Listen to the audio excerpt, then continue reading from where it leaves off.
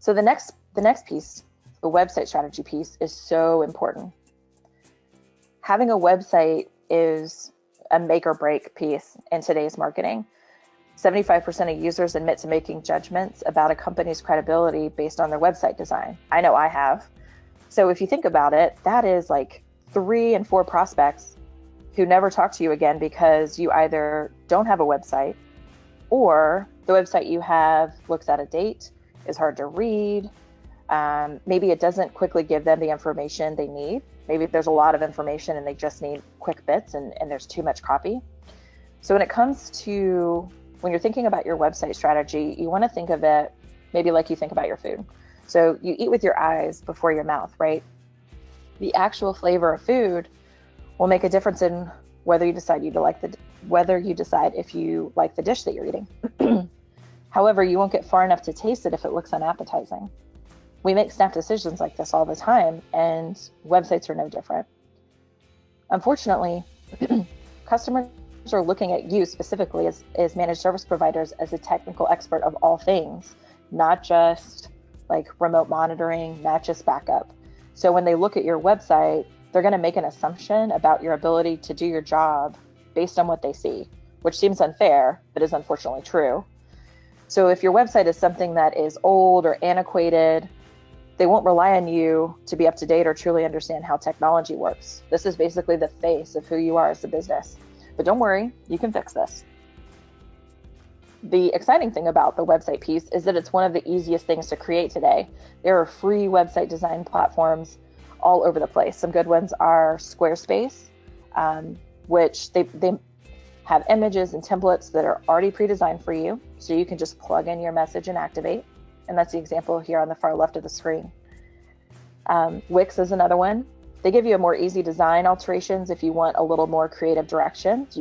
There's a little bit more, you can customize them more. And if you want to get a little bit more complex, if you're familiar with HTML and CSS, and you're comfortable with those 2 languages, you might try WordPress. But regardless of the platform, you must be able to direct the folks coming to your site to a digital environment that's going to represent you well. And when I say represent you well, it's also a note on your perceived level of technical expertise. And that's sort of the takeaway here, right? If you're not online, you don't really exist today. Design is critical. So when you consider what to say on your website, whether you create it or maybe you pay somebody else to do it, remember that your content is going to tell the story of your design. So you need a good design, don't get me wrong, but good design starts with a good message. So you want to start by writing to your audience, not at them. And that's an important distinction. People are smart. They're going to be able to tell when you're talking down to them, even in written form. And that can be a big turnoff. So you want to make sure that as you write, you sound like the expert, but also you're answering the specific question that your audience is going to have first as they land on your site. What are they going to think about first? What are they going to ask first? And that might be explaining a basic concept or explanation. Like the example we used earlier, what is backup? Why is it important? You want to take your visitors on a buying journey. So you want to walk them through your value proposition, and you want to make sure to show not only the services or products that you have, but also why they need it and how you're the best one for the job. So here we're articulating the why and not just the what. And this is where you're going to be able to actually land your client. So finally, you want to create clear calls to action on your website. You want to start with action words. Tell your visitors, for example, like learn more here, or take a tour, or start a trial, or contact me today. Your visitors should never wonder how to take the next step. That's one of the quickest ways to get them to go to another site. If they can't figure out how to contact you, they're going to leave quickly. So if you think about these websites we looked earlier, they have the same issues with their value propositions as their messaging. The top company has a clear message, It's articulated simply, but they're not talking down. And it shows exactly who their customers or ideal buyers are. And they walk you through step by step where you should go depending on your need. The company below has an okay design for their audience, but their message is muddled with the words that they have. There's a lot of words, and they don't really tell you anything.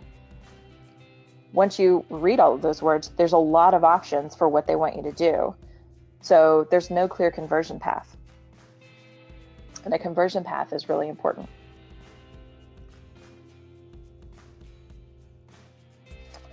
Last, but definitely not least, we want to make sure and think through the mobile experience. So people are largely now on their phones. I know I am every day. Their first experience a company most often through their mobile site. So most pre-designed sites that I showed you before, the Squarespace, Wix, even WordPress, they build that into their website template. So it's already done for you. But it's important to think about how your message may appear on a mobile device. 57% of users say they wouldn't recommend a business with poorly designed mobile site. So this means that most people who are looking for a managed service provider, they may look on their phones first. And having a mobile responsive website means that they will have a positive experience while looking for you on their phone. And responsive means that the website's basically going to automatically resize and rearrange the information to suit the screen size.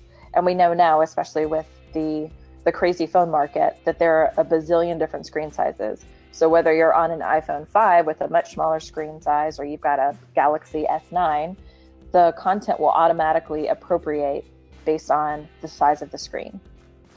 It's a relatively simple inclusion when you're thinking about your website planning, but it really does make a huge difference in keeping prospects interested for your business. Remember, with your website, you want your prospects not to have to think about what to do next. You want to lay all of that information out for them. And specifically with the responsive piece, you don't want them to have to work to get to their information. So if we look at this site, for example, that's on the screen, this is a non-responsive example. So the website on the left is fine, how it appears on your desktop. But the right is not responsive. So you can imagine trying to look at this on your phone and trying to pinch and zoom, use 2 fingers to move left or right. It would be really hard to get to the information that you want. So in contrast, if we look at the WebMD site, on the left, you see the desktop version. It gives you everything that you need, all of your, it's easy to click on, navigation links at the top. But then if we look on the right side, the mobile site is responsive. And so all of that information is still there. It's just reorganized to be able to interact simply with your thumb or forefinger as you're browsing. If you need some inspiration, I'd recommend looking at your competitor websites and use those as a baseline. Then make sure to make your site better. If your competitor websites are not responsive, this is an easy way to get a leg up on the competition.